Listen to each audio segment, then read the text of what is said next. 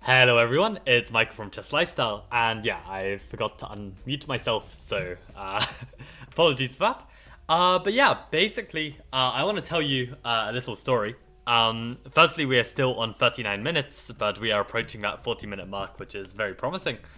But I want to tell you a little story. So, I planned for myself an extremely busy March, and I think I'm insane for doing it. Like, I ended up going to the Netherlands, I ended up going to Oslo in Norway. I also had a lot of my Chessable course to work on and complete. And I also had a Loughborough Rapid Play tournament to organize and run. And this was all in the space of like 20 days. So, very bad planning on my part. But yesterday, the Loughborough tournament was run and organized, and I finally had done and dusted everything I needed to do in March. So I was like feeling like nice relief, but also, yeah, like had a good time. It was all good. But basically, my Wednesday evening, which I'd normally just go to the Loughborough Chess Club, chill, have a beer, play some chess. In a way, I kind of robbed that from myself, right? Because I was busy organizing the tournament. I didn't play a single game. So I got home that evening and I was like, you know what? I have like deadlines of the Chessable course still to do. I still need to do some work. But I was just like, you know what? Screw it. I actually am not gonna like do any more work for today. I'm just going to relax and play some chess. And from this Oslo tournament, like my chess has been super strong, like super strong. And I was like, you know what? I'm just gonna sesh it. I'm just gonna win a bunch of points. Let's see what happened. I played 41 Blitz games. I played until like 4 a.m., 5 a.m. I didn't have anything in the morning, so it wasn't like a disaster. But I ended up actually tilting. I didn't follow the Caius rule. I actually tilted down to like minus 50 points. And I had to scrounge back 25 points by farming this 2300 called Ahmad. Shout out to Ahmad for letting me farm him. I think I won the last. I won 10-2 in our mini match, and that got me back to 2400. So, for God's sake, like I don't know why I did this. So, firstly, what I need to do at some point, I need to go on YouTube, and I need to watch my chess lifestyle video on how to get 2500, because I need to remind myself of all of these factors, which clearly I wasn't making use of yesterday. So, okay, even though this is my video, I need to remind myself because I think there's some good advice on what's there. So I'll watch that again later. The other thing I should probably watch as well before having a big binge is British Rapid Play, Nikolovsky. So last time I played Blitz online, I watched this. I mean, I learned from Nikola, and I gained 50 points in one sitting, and it was a piece of cake. So, after spending 3 hours with Nikola, I was thinking like an IM and playing like an IM, and then I was just beating everyone, right? So I need to watch these two videos, then play some chess, and then try and restart this grind to 2500 because it was so dumb. Like, just tilting 50 points, managed to save some of it. But what I wanted to do today, the reason why I'm going on this story, is as punishment, I think what I'd like to do today is analyze every single game I lost from this binge and just make sure that I'm learning something from every game. So make sure I'm taking one takeaway from each and every game. And no matter how brutal it is, I think this needs to be done. So we're going to do that today. So welcome guys, welcome Arjun, welcome Lucas, hello. You can always farm me for rating. I think Arjun, you'll farm me. Like, I'll win like 10, I don't know, maybe I wouldn't even win, but like, let's say I won like 10-2 or something, I'd probably lose points, right? So 2100 Lichess, that's too low for my liking. Yo, I look forward to our next match on Wednesday. Absolutely, Lucas. I'm looking forward to it too. I think we're going to have a 5 versus 5 match if all goes well with my correspondence with Mr. Eagle. Yeah, I think it should be a 5v5. And I believe we're gonna do 2 rapid games back to back. I think that was the plan. Just same opponent, both colors. But yeah, I'll let you sort out the exact logistics for that.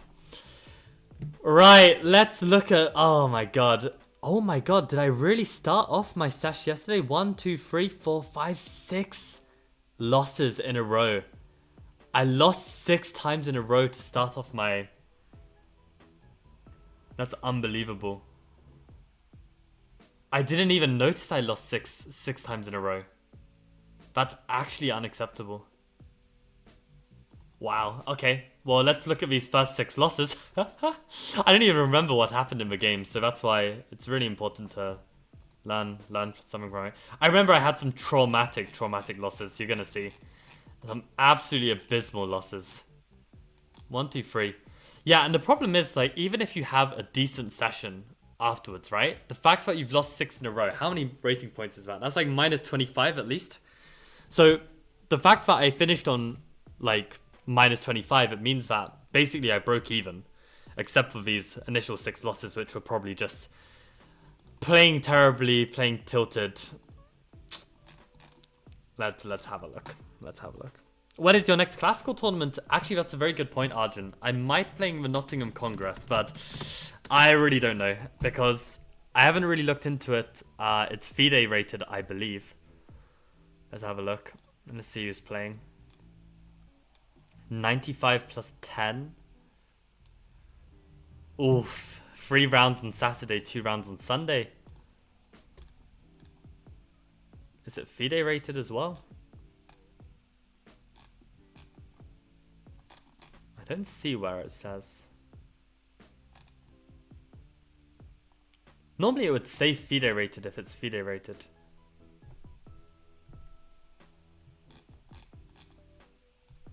Ah, ECF standard play event, so it's not a FIDE rated event. That's very interesting. I'm a bit more enticed. Actually, let me check my availability. 21st of April. With April, I should be relatively free. Ah, oh, okay. I do have something on the Sunday.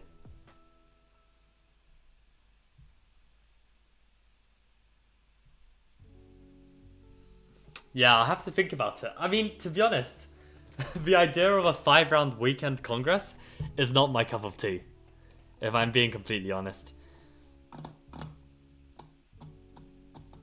Let's see who's playing actually. So we've got some decent players, to be fair. Could be quite interesting to compete against them.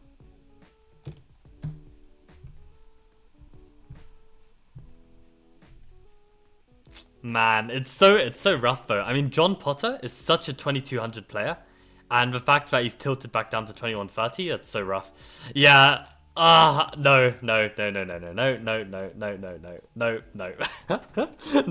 I'm not playing a 5-round weekend congress. No, not happening. Not because the thing is, it's like if I've got things to do and I've got everyday life, I think like it's too much stress to play just a weekend tournament. So let's study these games, shall we?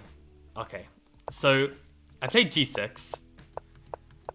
We get this structure. He even plays F4, which is working into my hands. This I know is all theory. And probably here... Actually, with this move order, with this early bishop e3, can he already play G4 here?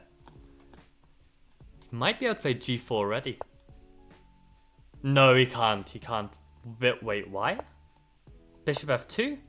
Yo, H takes G4 as a move here? I did not know that. I did not know HG4 is a move here. Wait, so that means... Oh, this is mind-blowing to me. So if F4 and we get this position... something like this. Like here. I know that in this position, they cannot play G4 yet because I'll go Queen H4 and take. But so far, I've always against Bishop E3. I think I've always played the move H4 here. But are you telling me I can actually play knight h6 here and they still can't go g4? Wow, because queen h4 is still a move. Aha, okay, I've learned something new. Bishop f2, I can take. And if they take, I take. And this is just better for me. I guess I've got this square. Let's say they just develop bishop d3. Knight f5 if they take. Ah, this bishop's hanging. Okay. And even if it wasn't hanging, this is already good for me, apparently. They can round up this pawn. But how is this working out? c5 even. And if they take... Oh, and we even just undermine like this. It's quite interesting. I guess we're going to bring the knight in. Huh. That's cool to note. So, okay, so basically in this move order, with an early bishop e3, right? Like, they can also play it with this move order, right? Like, in this position, they can play bishop e3 here. I can wait, and then we get to this position.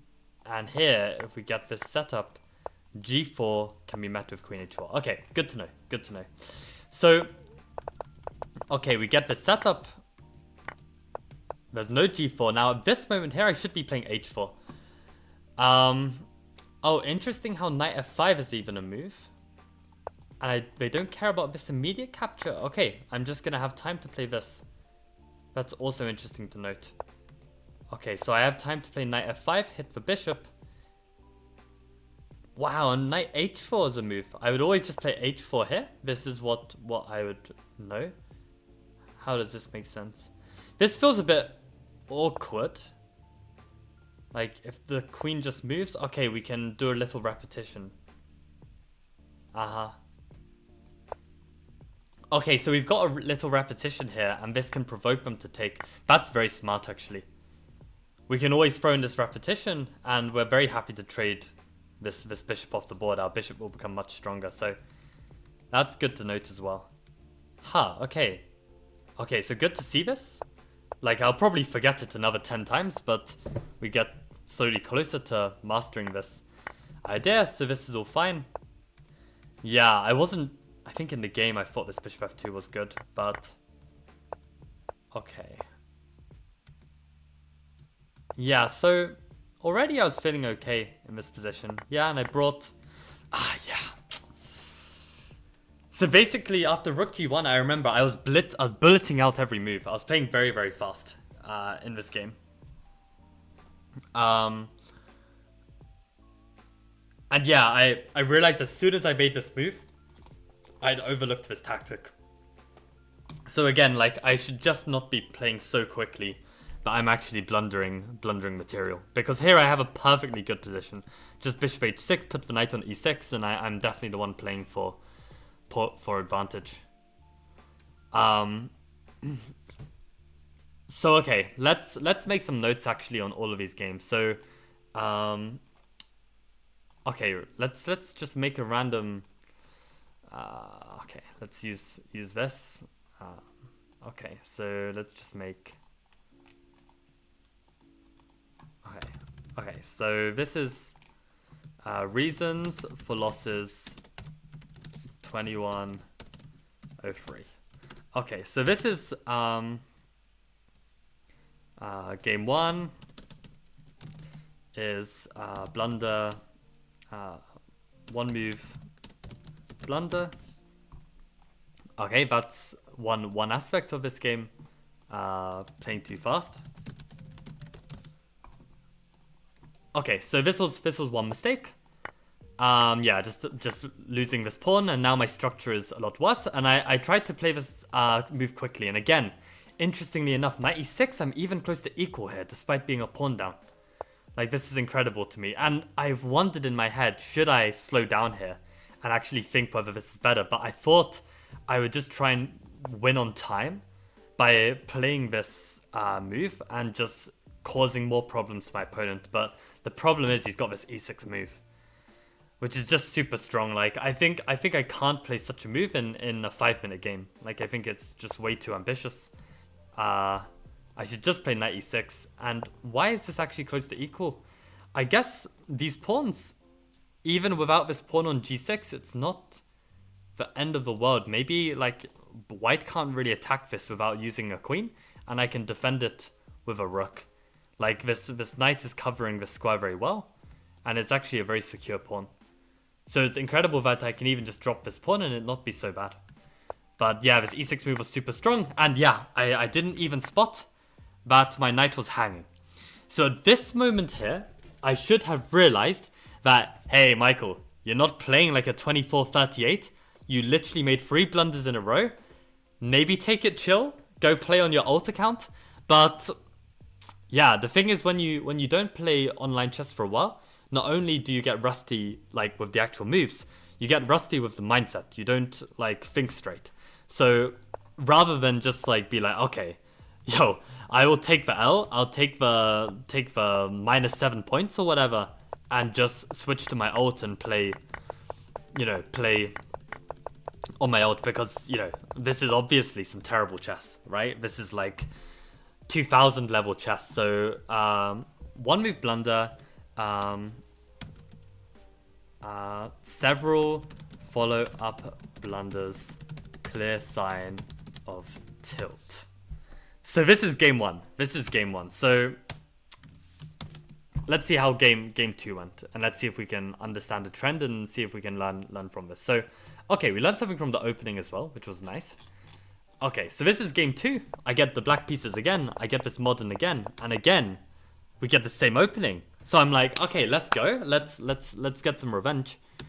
And we get the same setup. I'm not trading immediately. I kind of want to wait for white to play h3 so that I can play h4. Because if I just take immediately, then this h4 move is never working out so well, because they can always play g4. And when I take en passant, they take back with the pawn and they can push g4. So you always want to wait for white to commit with h3 first in these structures. So I play bishop f8 just to reroute my bishop. And this is a clever move, because now this is something that Bobby Fischer played. Because now white can play h3 and I'm not going to have the same h4 idea. So it's like a little slow, but in the closed position, it's all right. So let's actually see with an engine what's going on here. So this is fine.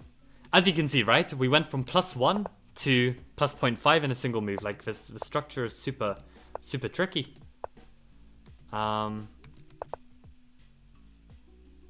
Okay, so on castle's queenside, it prefers knight d7 and queen a5 with c5. This idea. Right, so it doesn't hate this move though. Yeah, it does not like queen b6. Yeah, so what I realized was the problem with queen b6 is that I wanted to play c5 and put a knight on c6, but the issue is I can never play c5. I think I actually did and just had to blunder, because I can't do this because of this move. Right? So because of this knight a4 resource, I have to be playing queen a5 in order to make this work. And then I guess I can get away with c5, or still not yet. This is not playable. Oh my god, this is a move.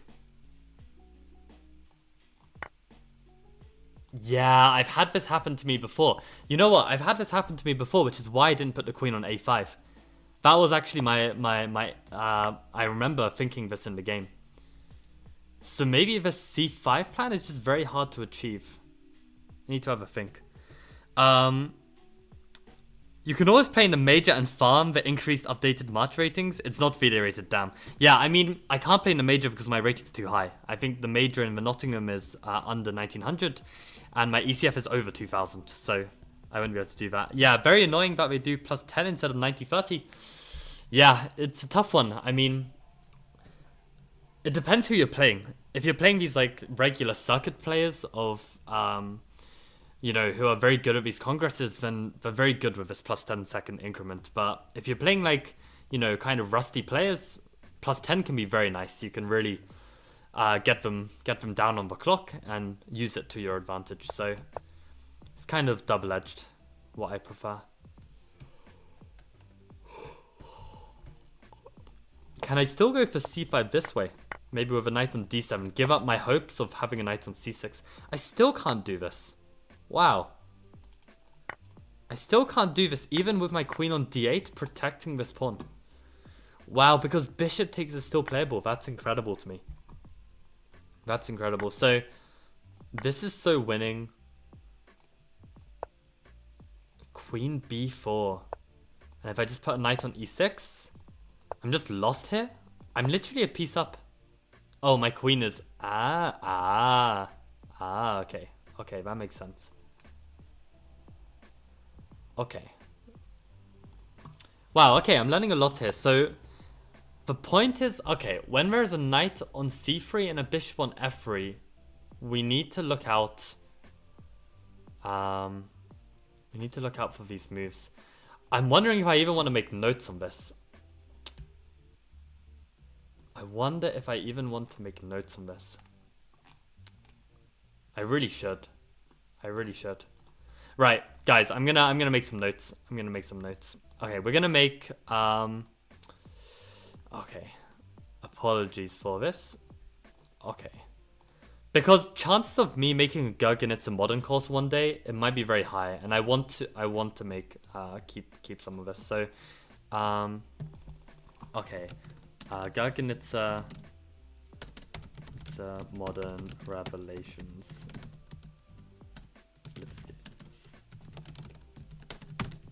Okay, so let's add some of these. So this is 2103. Okay, so this game.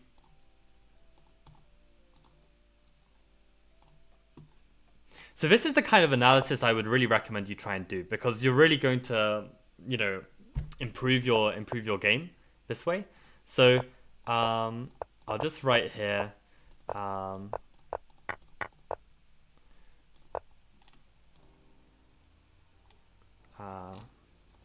So what should I put? Like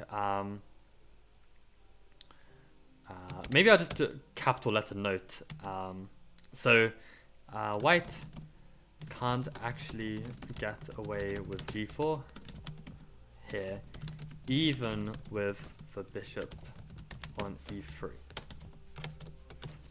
Okay, so this is actually strong, and then this is good, and then in this line we had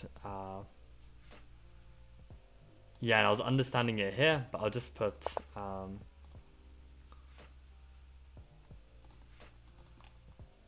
okay, one sec. So this is tier. Okay, so this is good to note, and this is interesting as well, with the idea that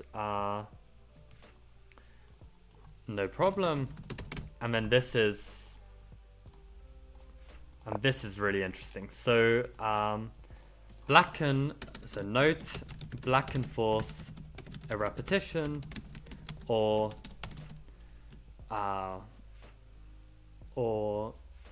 force the trade of dark squared bishop. Okay, so this is really interesting. So actually, you know what? We'll number these. Note number 1, note number 2, and we'll just collect these notes, and we'll have a full repertoire. So this is 1,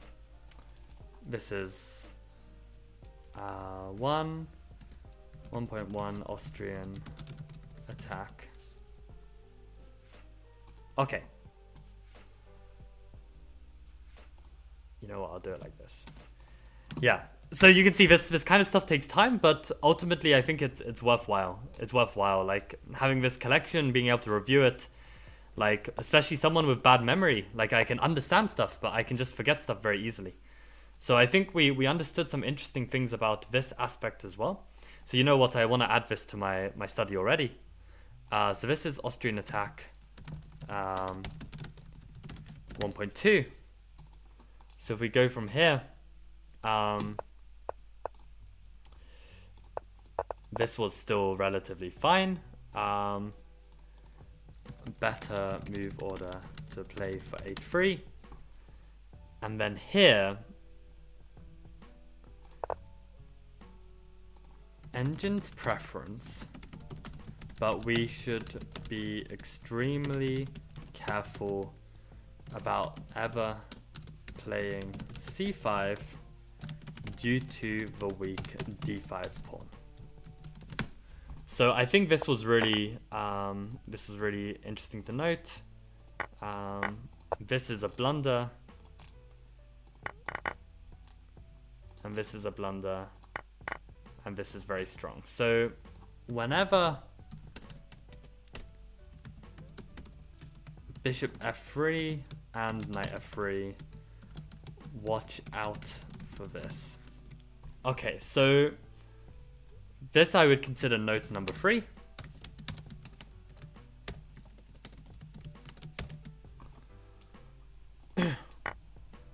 Yeah, and these kind of notes, it's really important because I actually had a game against an international master in Norway, and I literally got my prep from the stream, my last stream before the trip, right? I literally got my prep, and I completely forgot what to do.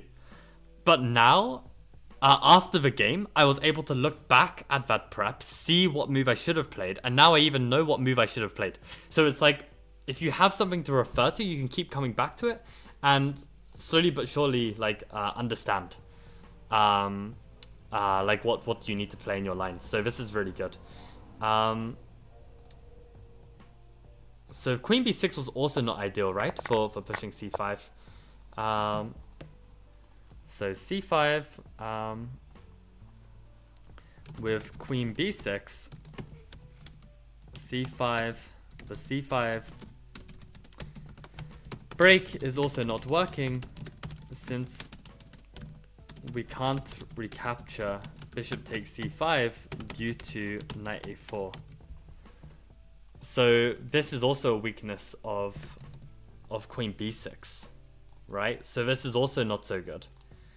So basically I wanted to understand, how am I able to play for the c5 break? I really want to play for it. Okay, and I'm gonna put even here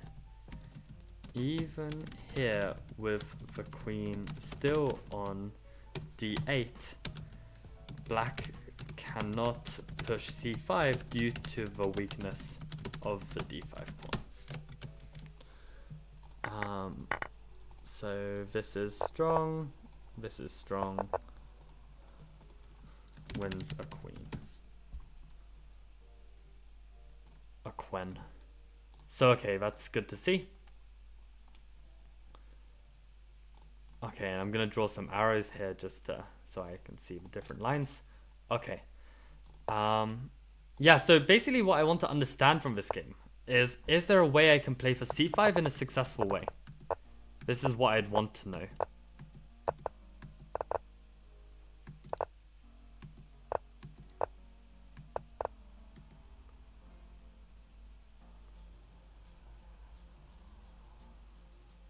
Yeah, with this bishop here, maybe it's not so easy.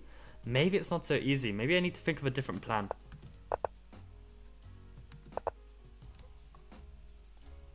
I don't know, guys. Do you have any ideas? Like how I can play for c5, or should I be playing for a different plan here? Let's see what this engine idea of knight d7 is here. Keeping the bishop on g7 temporarily. Let's say they play g3. What plan is engine going for? So queen a5, king b1. Bishop f8, so okay, we're now transposing to what engine's wreck. Bishop f8 here, and now if we go h3, we get the structure. Aha, so we're playing bishop b4, wow, just trading off the bishops. Okay, this is interesting, let's try and understand this. Why is this engine equal? So g4 makes sense. I would have played knight g7, of course, knight b6, are you kidding me? Are you kidding me? This is a move? I would play knight g7, like, obviously. Knight b6 cannot be a move. Knight b6 is so unhinged. Okay, what the heck? Engine is a mad lad. Takes on f5, knight c4. I guess queen c1 makes sense. Aha, and then we can weaken. Oh, wow. Wow, okay. So if we play like this...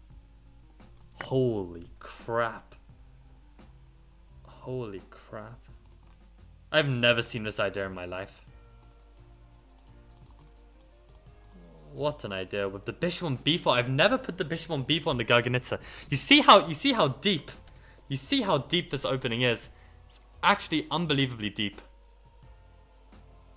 Oh my god. So what note are we on now? This is note number... Did I not have a note around here yet? Note number 3. Note number 4. Maybe I could publish a course like 1,000 lessons in the Garganitsa. And we slowly get to become like engine level at Garganitsa, because what the hell is this? It's so sick.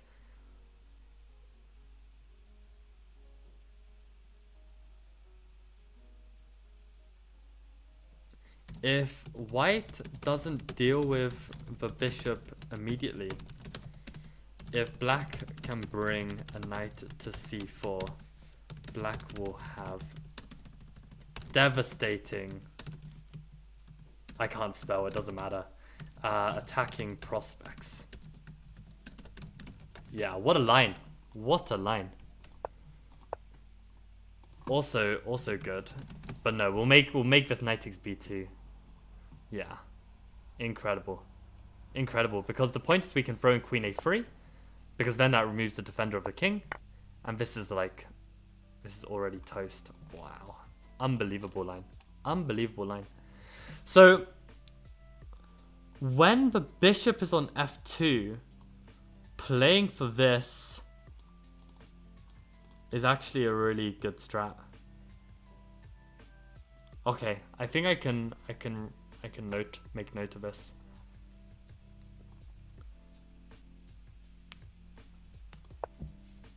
Oh, wow, just unbelievable.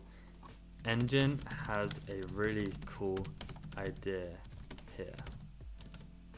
Following knight d7. Yeah, unbelievable line. Unbelievable line. Okay, great. So let's keep going with our understanding of this game. Not that we'll make notes on it. But yeah, basically here, again, just this c5 move was just so dumb, because I knew that, I mean, like, I can see, I'm not blind, that this knight a4 is just super strong. And yet, I just played it, because I was playing too quickly. So, again, one move blunder, playing too fast. I think, and I'll just put revelations. Perhaps warm up with 3-0. Don't warm up with bullet. Because I think actually, before, I did remember to warm up on my ult. That was one of my tips from this video. But I warmed up with bullet. Not blitz, and I think I was just moving too quickly, which really cost me. So yeah, this was very bad, and now I'm just completely worse. But okay, my opponent let me off the hook somehow. Yeah, and I remember getting back in the game. Yeah,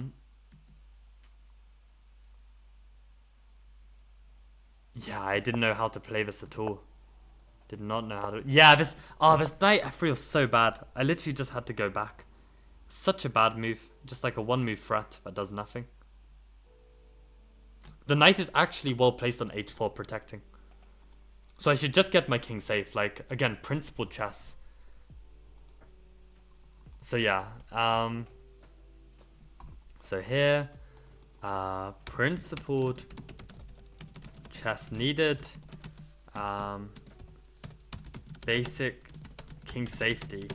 Yeah, just this needs to be found. Like, what am I doing? Yeah, like my king is in the center. This is gonna be weak. The pieces are gonna flood in somehow. This is like my one chance to get like slightly safer. So this is very important.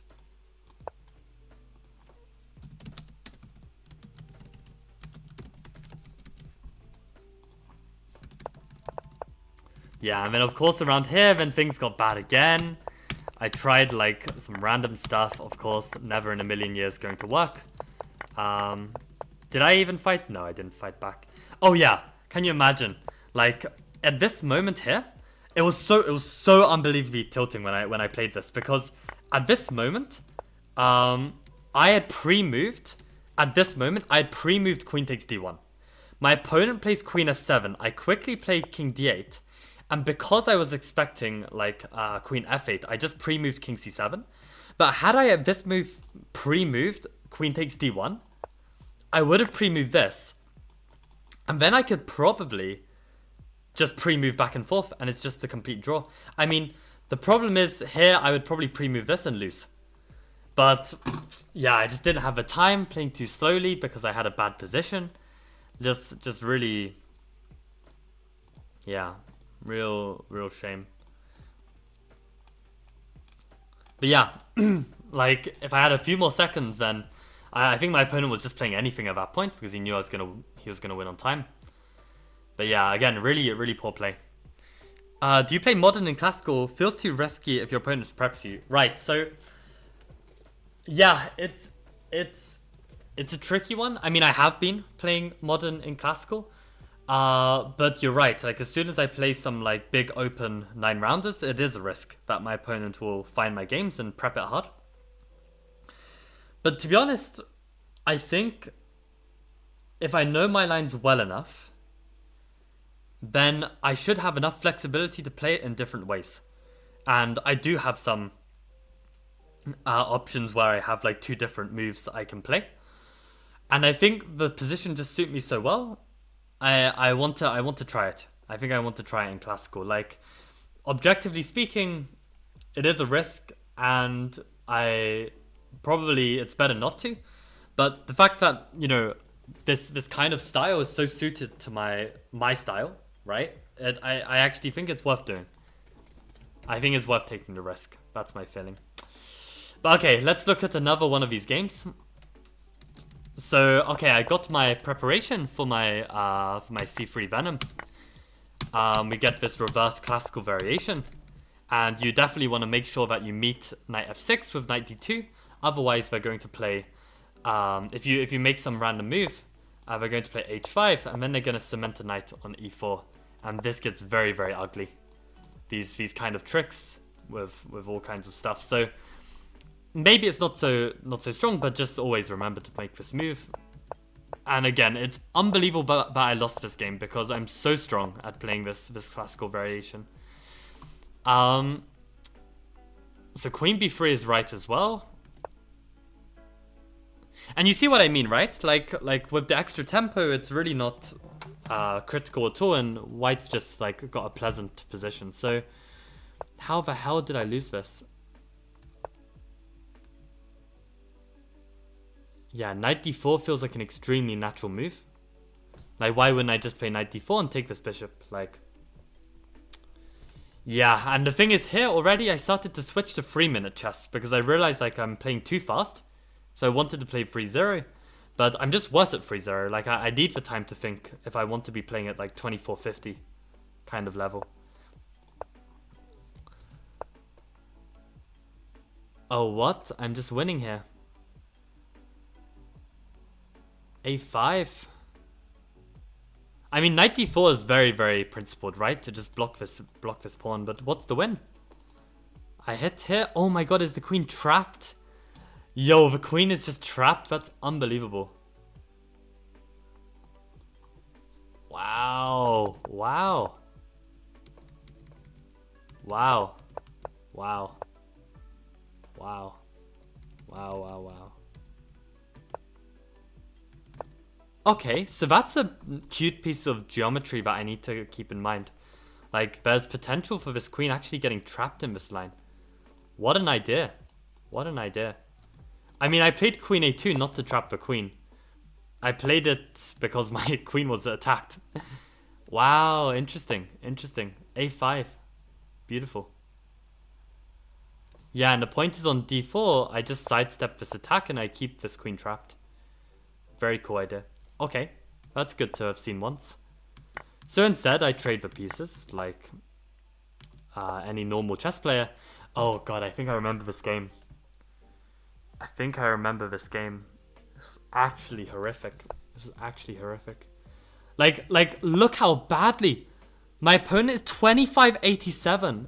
And this is what I mean, guys. Like, when you play chess, you need to get your opponent into unfamiliar territory, right? Like, he's into my prep. I'm feeling it. And yeah, my opponent completely just overlooks this. Right? I am completely, utterly beating and crushing a 2587.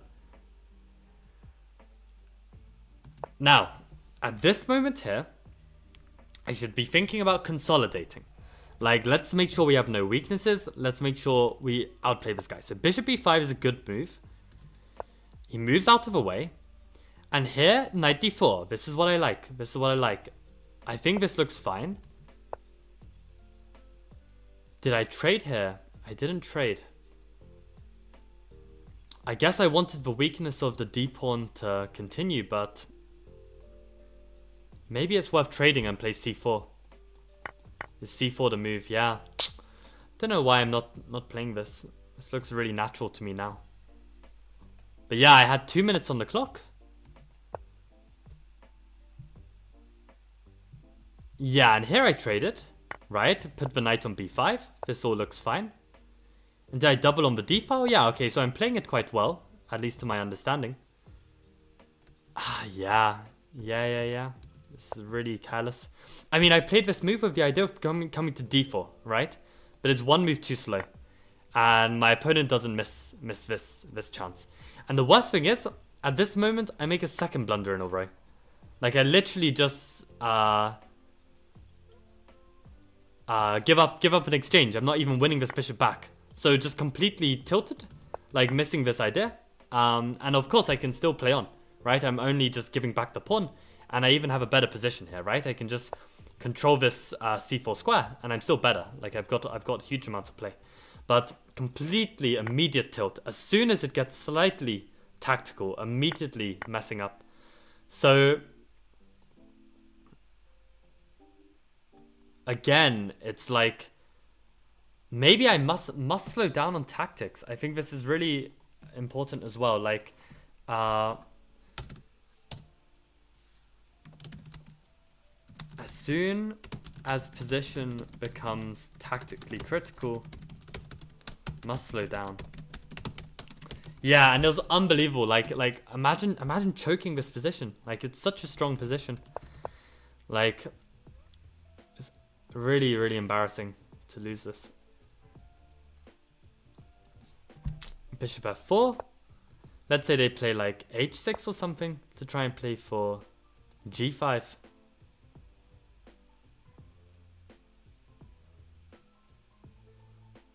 This is already a nice move. Just get off the dark squares. And you know what? Maybe I should even be considering this at this moment, right? I should be playing rook d3. Look at that. Top move by Engine. Because our opponent has a dark squared bishop. Simple points, right? Like, opponent has a dark squared bishop. Place major pieces on light squares. It's really textbook stuff. Really textbook stuff. Like just play rook d3. Never ever play rook. Like what am I doing?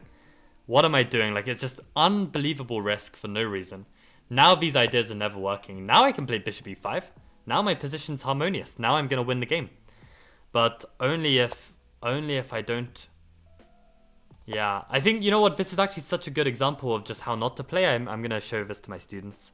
This is a really nice one. So let's actually have this prepared.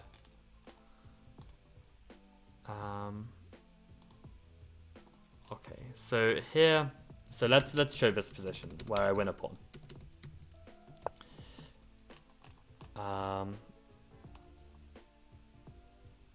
So this is how I prepare lessons actually. If I find like an interesting position to show. Yeah, this is just a blunder.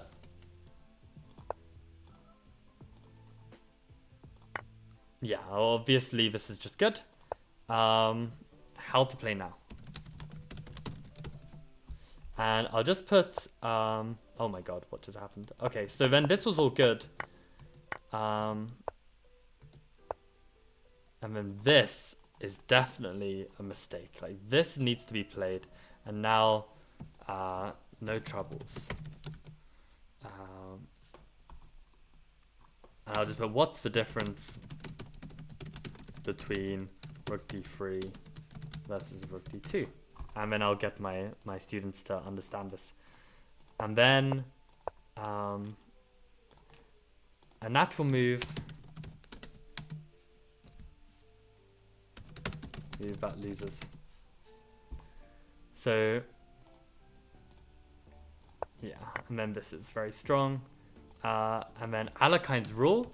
So Alekhine's rule is basically, in chess, it's very, very easy to make a blunder, miss something, and you immediately blunder on the next move. And what Alekhine, the world champion, said, which is one of his most famous rules, was, yeah, as soon as you make that blunder, you must make the best move in the position on your very next move.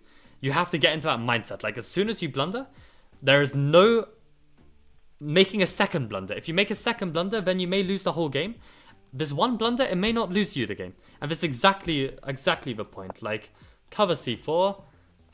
First, relax. Cover c4. Realize we are still better.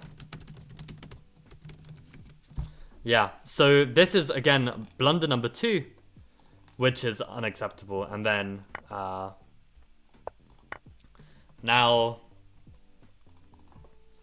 I am down and exchange, and of course. And this is winning for black. And of course, playing a 2580 opponent, my opponent didn't mess up in the conversion of this, at least I don't think so. I'll have a quick look. But yeah, as you can see, like, Alekhine's rule, super important there. And yeah, I mean, I was being tricky, but never saving this. Never saving this. Yeah, very, very interesting. So this is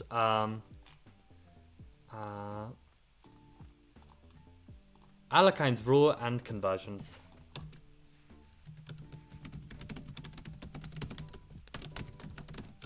So you can see it's not rocket science, like these mistakes, and to play better chess. Like what we've looked at 3 games so far.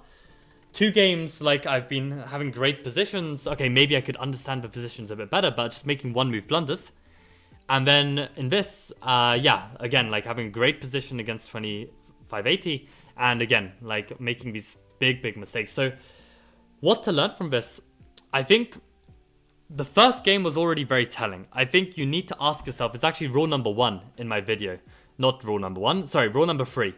Positive or negative days. So my rule for number 3 was, you need to ask yourself, are you realistically more likely to gain rating today or not? And if I really looked at myself and looked at my rating and said, okay, my rating is 2438 right now, am I realistically going to gain rating in this session? And even if I said that I might gain rating, I should then have the thought, okay, after that game 1, after making 3 blunders in a row, that should be the sign that today's not the day to push for 2500 and call and cut my losses there. But what I did, instead, I kept playing. I lost 6 games in a row, and of course, then it's very hard to fight back. And luckily, I'm even not below 2400 right now, because I easily could be. GM Boncloud, nice to meet you, and I'm gonna guess that you are Lucas, because you made the account today and you don't want to reveal any more prep. So, Lucas, unfortunately, I cannot play because I actually need to make a call. I've got a call with a grandmaster. It's not a chess lesson, but we're discussing some logistics, and I need to send him a Zoom link. So I am gonna go do that now. I think that was a very interesting session. And yeah, hopefully I will rewatch these videos of mine, relearn how to, you know, like, play with a level head in chess. And okay, we're only 2400. Okay, we can grind to 2500. I reckon I can do it. I reckon my chess is good enough. I just need to, like, enhance the playing conditions as much as possible. So on that note, guys, I'm gonna call it a day. Thank you all for watching, as always. Really appreciate the support. I am going to be streaming tomorrow and I guess I will see you then. So on that note, adios.